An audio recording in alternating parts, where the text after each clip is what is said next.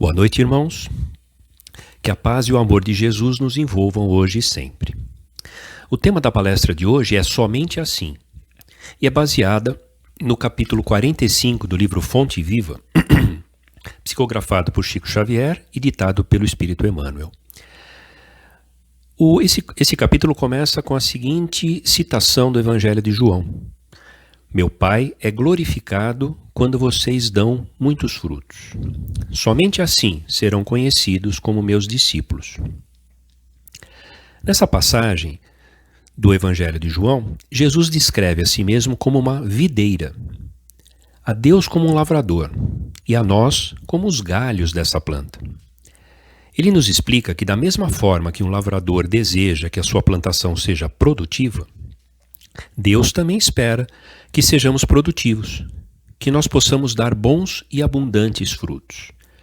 E ao final, Jesus nos diz que somente darão bons frutos aqueles que se ligarem a Ele, Jesus.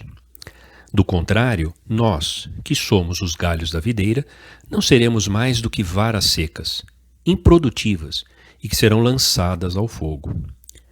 Essa imagem, meus irmãos, é bastante impactante, mas descreve com perfeição uma das máximas de Jesus, aonde ele diz: Eu sou o caminho, a verdade e a vida. Ninguém chega ao Pai senão por mim. Sobre esse tema, Emmanuel então faz algumas reflexões. Vamos ver o que ele diz. Em nossas aflições, o Pai é invocado. Nas alegrias, nós o adoramos. Na noite tempestuosa, ele é sempre esperado com ânsia. No dia festivo, ele é reverenciado solenemente. Louvado pelos filhos reconhecidos, porém esquecidos pelos ingratos, o Pai dá sempre, espalhando as bênçãos da sua bondade infinita entre bons e maus, entre justos e injustos. O Pai ensina o verme a rastejar, ensina a planta a frutificar e ensina o homem a raciocinar, a evoluir e a crescer. Emmanuel, então, ressalta que nosso Pai abençoa a todos nós. Mas ele também pergunta: o que será que Deus espera de nós? O nosso Pai, irmãos, espera que possamos crescer e evoluir, nos tornando homens de bem, para que possamos servir às coisas de Deus e à causa do Cristo. E aí nós podemos perguntar: quais serão essas coisas de Deus? Qual é essa causa de Jesus? A que frutos se refere Jesus quando diz que o Pai espera que produzamos bons e abundantes frutos? A causa do Cristo é a causa do amor. Somente amando a nós mesmos e a todos indistintamente é que estaremos produzindo bons frutos. Mas aí nós podemos perguntar: será que basta apenas sentirmos o amor? Não, meus irmãos, é necessário praticá-lo. É necessário vivenciar o amor.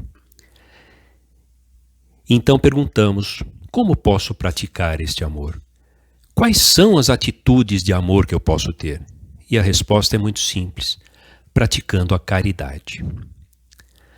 No Evangelho segundo o Espiritismo, em cada um dos seus capítulos, nós encontramos as palavras amor e caridade. Leiam o Evangelho. Procurem o seu Evangelho segundo o Espiritismo em casa e leiam. E vocês verão, meus amigos, que não existe um só capítulo que não tenha uma dessas palavras: amor e caridade. O Evangelho nos ensina que caridade é colocar o amor em movimento, isto é, praticar o bem, amar e espalhar o amor através da sua vivência, através da prática de atitudes de amor. No Livro dos Espíritos, o primeiro livro escrito por Kardec, na pergunta 886, ele pergunta aos espíritos: qual é o verdadeiro sentido da palavra caridade, tal como entende Jesus? E a resposta é muito simples.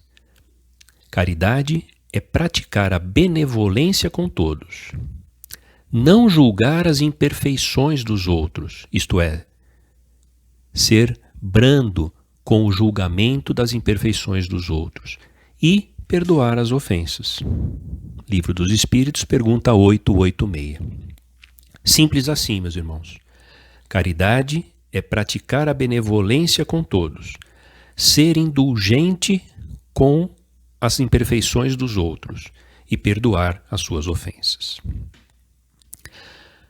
Paulo de Tarso, que foi um dos maiores apóstolos de Jesus, graças ao qual nós hoje conhecemos Jesus, porque ele viajou por todo o mundo, divulgando a Boa Nova, divulgando o Evangelho de Jesus, fundou várias igrejas fora da Palestina. E depois ele escrevia cartas a esses povos para que aqueles ensinamentos fossem implantados, fossem relembrados por todos. E em diversas das suas cartas ele tem ensinamentos sobre o amor e caridade, mas uma em especial é sublime. A primeira carta aos Coríntios, que foi escrita ao povo de Corinto, uma cidade da Grécia, ele nos ensina o seguinte: ainda que eu falasse a língua dos homens e a língua dos anjos, sem amor, minhas palavras seriam como o som de um sino, sem nenhum significado. Ainda que eu tivesse o dom da profecia e conhecesse todos os mistérios e toda a ciência, e ainda que eu tivesse toda a fé, de modo que pudesse transportar montanhas, sem amor eu nada seria. Ainda que eu distribuísse toda a minha fortuna aos pobres, e ainda que eu entregasse o meu corpo para ser queimado, sem amor nada disso se aproveitaria. Isso está na primeira carta aos Coríntios, no capítulo 13. Paulo de Tarso coloca o amor e a caridade acima dos nossos dons, acima do nosso conhecimento, acima até mesmo da nossa própria fé. E ele destaca que mesmo praticando atos de bondade, sem amor nada se aproveita. Então, meus irmãos, esta é a chave para que possamos dar bons frutos, como Jesus nos ensinou. Amar a todos, sem distinção, e praticar a caridade, isto é, colocar o amor em movimento e torná-lo produtivo. Por isso, uma das máximas do Espiritismo é: fora da caridade não há salvação, como nós podemos ler no Evangelho segundo o Espiritismo, no capítulo 15. E o que é necessário para amarmos com a profundidade e abundância que Jesus nos ensinou? Antes de tudo, caríssimos, é necessário a renúncia a nós mesmos. Isto é, precisamos combater os nossos defeitos morais. E quais defeitos?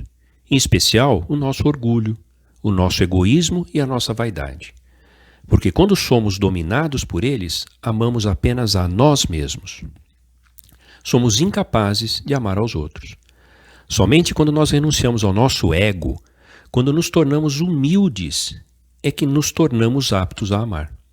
Por isso é importante iniciar a nossa transformação, essa nossa reforma interior, para nos tornarmos verdadeiros homens de bem. Quando podemos começar essa transformação? Será que existe algum momento certo para começar a transformação? Sim, o momento é já. Não existe melhor momento do que o atual para que nós possamos iniciar essa nossa transformação e possamos nos transformar em homens de bem. Porque não existe nada que nos impeça de fazermos isso, meus irmãos. Basta querermos começar. E aí nós podemos perguntar: o que é necessário para que eu comece essa transformação? Apenas a nossa boa vontade.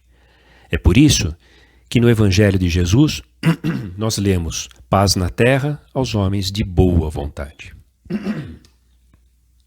E agora nós podemos fazer a pergunta mais importante: como fazer essa transformação? Existem regras a seguir? Aonde nós podemos estudar esse método? Será que existe alguma cartilha que nós podemos adquirir, podemos ler e podemos aprender? Sim, existe uma cartilha. É o Evangelho de Cristo. No Evangelho nós encontramos todos os ensinamentos de Jesus para que nos tornemos homens de bem. É no Evangelho, por exemplo, que aprendemos que o maior dos ensinamentos é amar a Deus acima de todas as coisas e ao teu próximo como a ti mesmo.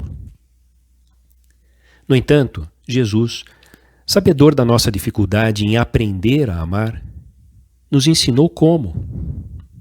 Ele disse assim: para amar, façais aos outros o que gostaríeis que vos fizesse. E, finalmente, também no Evangelho, nós compreendemos o porquê devemos amar. Não apenas o que é amar e como amar, mas o porquê. Jesus, em uma das passagens do Evangelho de João, diz assim: eu vos ensino isso, para que sejais verdadeiramente felizes. Então, irmãos, a nossa felicidade está nas nossas mãos. Basta que nós queiramos ser felizes. Basta que nós aprendamos a ser felizes. E para isso, basta que nós estudemos, mas em especial vivenciemos o Evangelho de Cristo. E agora eu vou contar uma história que talvez resuma um pouco tudo o que nós falamos, mas em especial demonstre o quanto o amor e a caridade fazem o bem, dão bons frutos, não somente para aqueles a quem dirigimos a caridade, mas também a nós mesmos. Então conta-se que 2 amigos saíram para caçar. E quando voltavam para a pousada onde estavam instalados, uma tempestade começou a se formar e o dia mudou rapidamente. A temperatura começou a cair rapidamente e o céu se fechou. A noite caía e os 2 começaram a caminhar com dificuldade, lutando contra o vento e contra o frio para chegarem ao abrigo da sua pousada. Eles estavam preocupados, porque se a noite viesse sem abrigo, certamente morreriam. Eles deixaram a sua caça no chão e começaram a apertar o passo. Então, durante a sua árdua caminhada, encontraram uma criança caída no caminho. Um garotinho, desacordado pelo frio e pela fome. Um dos amigos disse ao outro: me ajude, vamos carregar esse pequeno junto conosco. O outro, porém, retrucou: não podemos ajudá-lo. Mal conseguimos caminhar. Esse garoto vai nos atrasar, e se não chegarmos logo à pousada, morreremos de frio. Eu vou continuar o meu caminho. Se quiser ajudá-lo, faça-o sozinho. E então se pôs a andar. O bom homem, porém, compadecido da situação da criança, a tomou nos braços, encostou-a no peito e envolveu-a com seu casaco. E juntos reiniciaram a caminhada, agora mais difícil por causa do peso da criança que carregava. Porém, com muito esforço, muita persistência, os 2 conseguiram finalmente chegar à pousada, aonde puderam se aquecer e se alimentar. Quando perguntou aonde estava o seu amigo, que saíra lá na frente, ficou surpreso com a resposta. Vocês, meus amigos, são os primeiros clientes que chegam aqui à minha pousada. Ninguém chegou antes de vocês. Assim, no dia seguinte, o amigo já recuperado organizou um grupo e saiu à procura do seu amigo perdido. Começaram a procurar e a apenas algumas centenas de metros da pousada encontraram o amigo caído à beira da estrada, escondido atrás de uma árvore, já morto pelo frio e pela fome. Assim o bom homem compreendeu por que ele e a criança se salvaram. Caminhando juntos, agarrados um ao outro, compartilharam o calor do corpo um do outro. E com isso puderam sobreviver ao frio intenso. De outra maneira, ambos teriam morrido. Assim, meus irmãos, é a caridade. Quanto mais a praticamos, mais nos beneficiamos dela.